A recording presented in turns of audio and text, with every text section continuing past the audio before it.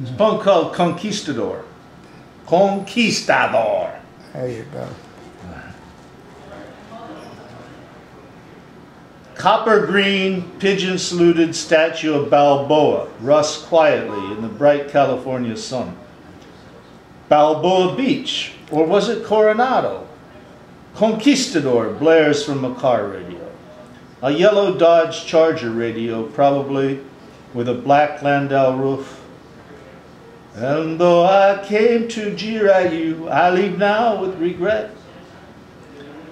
As a boy in the back seat holds his horses till the golden arches, heavenly conqueror of at least 9 million cows, Cindy back there too, slurping a vanilla shake, then Doug guns the muscle car north towards Laguna. On the beach we skip the wet blue waves, piling sand crabs into red plastic pails, making mud cathedrals the tide would quickly demolish. And though your jewel-encrusted blade has long since lost its sheen. Back in Burbank, late-night election returns interspersed with body counts from Nam on Grandma's shiny zenith. Rosie Greer tackles a guy named Sirhan as RFK's promise geysers from a hole in his skull on the kitchen floor of the Ambassador Hotel. Next day at the playground, John Graves said, "Lots of guys walk around with 6 bullets in their head." KHJ played a weird song on the tinny transistor, where someone skipped a light fandango and the ceiling fell away. Visions of Vestal virgins with airy G-strings, but none could know it was from Bach.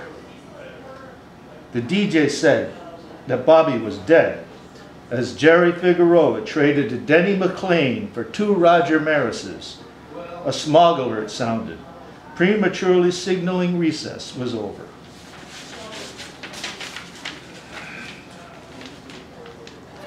And, okay, I'll read a couple of, phony. Denny McLean, whatever happened to him? Well, he won 30 games, and then he got convicted from gambling and stuff. Cocaine He was the last guy to win 30 games. Didn't he get cocaine trafficking or something? Yeah. That came a couple of years after. It was kind of going down. At least they get paid, man. You know, Yeah. no matter what they do, how much. Oliver Brez getting paid for doing They nothing. get paid, man. They get paid. $12 million. It's okay. Yeah, can you believe that shit? I know. All right, I'm going to read this Hitting a poem. fucking ball. I wrote a whole series of poems about Ireland, but I'm not going to read those except for maybe this last one here. It's called Dingle Rain. With 11th Street rain, a sudden flood, simply a year gone by, no nostalgia nor idle bardolatry for those damp stone hills, but grudging reverence for gas heat, courtesy Con Edison. Not that dug-up earth resistant, which combusts so slowly, consumed by uninspired embers. Who, where, when?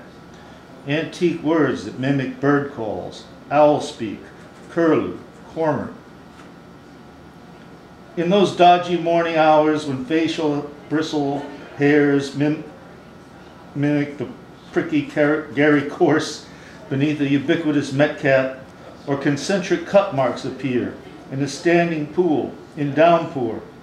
That stark moment you gaze, say, down the northern slope of Bolus, glimpse an estimable hamlet on Finnan's Bay, aglow with the sheen of a Finnan glaze, northwest towards the bulging tip of Dingle, old repository of broken stone tools, rusted harps, and transcendental sessions, bore-round thumping through clear nights towards tomorrow's cherished headaches, towards Skelligs, that bullseye bead backlighting the sunsets, ever wild, wild that wind, or backglance toward Coombe Hollow, soft cleft of a furzy Sheelan-a-gig, giving very rocky birth, primeval rainforts convulsing magma, a pushing out toward moon and stars.